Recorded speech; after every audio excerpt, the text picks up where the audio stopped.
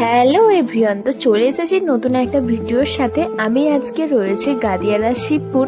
তো আমরা morning walk করতে গিয়েছিলাম, এসে তো এক গামলা মুড়ি আমি একাই খেয়ে নিলাম।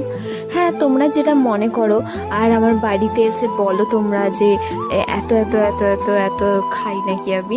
হ্যাঁ হ্যাঁ, আমি এই গামলার মুড়িগুলো সব আমি একাই খেয়েছি। আর তারপরে আসার সময় আমরা দেখেছিলাম নদীর ধারে জাল দিয়েছে, তখনও জলটা কমেনি, কত মাছ উঠেছে দেখার জন্য আমি টিফিন করে আবার যাচ্ছি তো মাছ দেখতে। তো চলো, মাছগুলো যেমনই পড়ুক আমি তোমাদের সাথে এটা শেয়ার করব।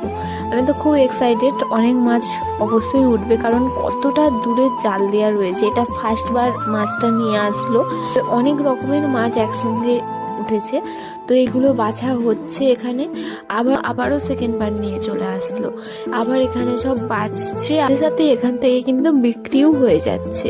তো এগুলো নদীর টাটকা মাছ, বুঝতেই পারছো কতটা দরে বিক্রি হবে, আর সঙ্গে সঙ্গেই কিন্তু বিক্রি হয়ে যাচ্ছে, এতটাই চাহিদা।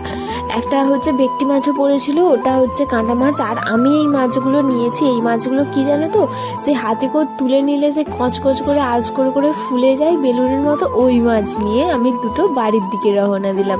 মাছটার কিন্তু আমি নাম জানি না, তার জন্য আর বললাম না। টাটা।